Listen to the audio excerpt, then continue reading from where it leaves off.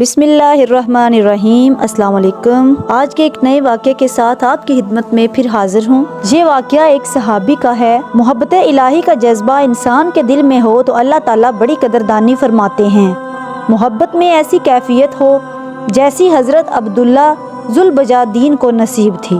یہ ایک نوجوان صحابی تھے جو مدینہ طیبہ سے کچھ فاصلے پر ایک بستی میں رہتے تھے۔ دوستوں سے معلوم ہوا کہ مدینہ طیبہ میں ایک پیغمبر علیہ الصلوۃ والسلام تشریف لائے ہیں، چنانچہ حاضر ہوئے اور چوری چھپے کلمہ پڑھ لیا۔ واپس گھر آ گئے۔ گھر کے سب لوگ ابھی کافر تھے، لیکن محبت تو وہ چیز ہے جو چھپ نہیں سکتی۔ اپنی طرف سے چھپایا کہ کسی کو پتہ نہ چلے، مگر نبی علیہ الصلوۃ والسلام کا کوئی تذکرہ کرتا تو یہ متوجہ ہوتے۔ چنانچہ گھر والوں نے اندازہ لگا لیا کہ کوئی نہ کوئی معاملہ ضرور ہے۔ ایک دن چچا نے کھڑا کر کے پوچھا، بتاؤ بھائی کلمہ پڑھ لیا ہے؟ فرمانے لگے جی ہاں۔ چچا کہنے لگا اب تیرے سامنے دو راستے ہیں، یا تو کلمہ پڑھ کر اس گھر سے نکل جا، اور اگر گھر میں رہنا ہے تو پھر ہمارے دین کو قبول کر لے۔ چنانچہ ایک ہی لمحہ میں فیصلہ کر لیا۔ فرمایا میں گھر تو چھوڑ سکتا ہوں لیکن اللہ کے دین کو نہیں چھوڑ سکتا۔ چچا نے مارا پیٹا بھی سہی اور جاتے ہوئے جسم کے کپڑے بھی اتار لیے۔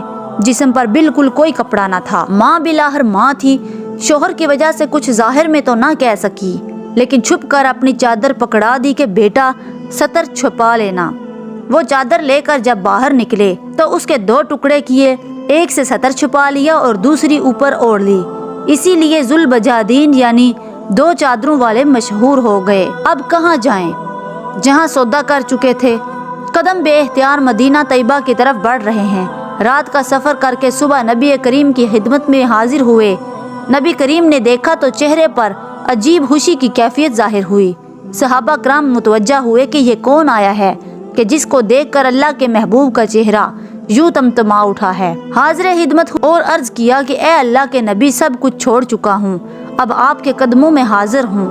چنانچہ اصحاب صفا میں شامل ہو گئے۔ چونکہ قربانی بہت بڑی دی تھی، محبت الہی میں اپنا سب کچھ داؤ پر لگا دیا تھا، اس لیے اس کا بدلہ بھی ایسا ہی ملنا چاہیے تھا۔ چنانچہ ان کو ایسی کیفیات حاصل تھی کہ محبت الہی میں بعض اوقات جذب میں آ جاتے۔ حدیث پاک میں آیا ہے کہ یہ حضرت عبداللہ ذوالبجادین مسجد نبوی کے دروازے پر بعض اوقات بیٹھے تو ان پر جذب طاری ہوتا تھا کہ اونچی آواز سے اللہ اللہ اللہ کہہ اٹھتے۔ حضرت عمر نے دیکھا تو انہوں نے ڈانٹا کہ کیا کرتا ہے؟ یہ سن کر نبی کریم نے فرمایا عمر، عبداللہ کو کچھ نہ کہو، یہ جو کچھ کر رہا ہے اخلاص سے کر رہا ہے۔ کچھ عرصہ گزرا، نبی کریم ایک غزوہ میں تشریف لے گئے۔ حضرت عبداللہ ذوالبجادین بھی ساتھ تھے۔ راستے میں ایک جگہ پہنچے تو بخار ہو گیا۔ نبی کریم کو پتہ چلا تو آپ ابو بکر کو لے کر تشریف لائے۔ جب وہاں پہنچے تو حضرت عبداللہ ذوالبجادین کے چند لمحات باقی تھے۔ نبی اکرم نے ان کے سر کو اپنی گود مبارک میں رکھ دیا۔ یہ وہ خوش نصیب صحابی ہیں جن کی نگاہیں چہرہ رسول پر لگی ہوئی تھی اور وہ اپنی زندگی کی آخری سانس لے رہے تھے۔ سبحان اللہ۔ گود مبارک میں ہی اپنی جان اس کیفیت میں جان آفرین کے سپرد کر دی۔ نبی کریم نے ارشاد فرمایا کہ ان کے کفن دفن کی تیاری کرو۔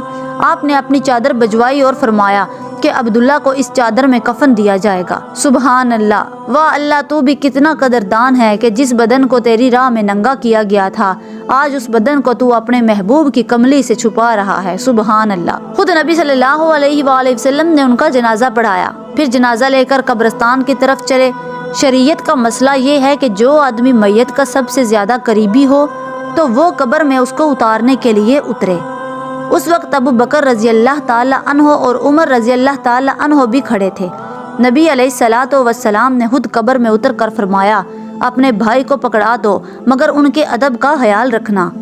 آپ نے اس عاشق صادق کو اپنے ہاتھوں میں لیا اور زمین پر لٹا دیا، گویا امانت کو زمین کے سپرد کر دیا۔ حدیث پاک کا مفہوم ہے کہ اللہ کے محبوب نے جب ان کو زمین پر رکھا تو آپ نے ارشاد فرمایا اے اللہ، میں عبداللہ سے راضی ہوں، تو بھی اس سے راضی ہو جا۔ یہ ایسے الفاظ تھے کہ حضرت عمر بھی سن کر وجد میں آ گئے اور کہنے لگے کہ میرا جی چاہتا ہے کہ کاش آج نبی کریم کے مبارک ہاتھوں میں میری میت ہوتی۔ یہ تھا صحابہ کرام کی زندگی کا ایک واقعہ۔ اس طرح کی مزید ویڈیوز دیکھنے کے لیے میرے چینل کو سبسکرائب کر دیں۔ اگر ویڈیو اچھی لگی ہے تو کمنٹ کر دیں اور ویڈیو کو لائک کر دیں۔ اگلی ویڈیو میں ملتے ہیں انشاءاللہ۔ خدا حافظ۔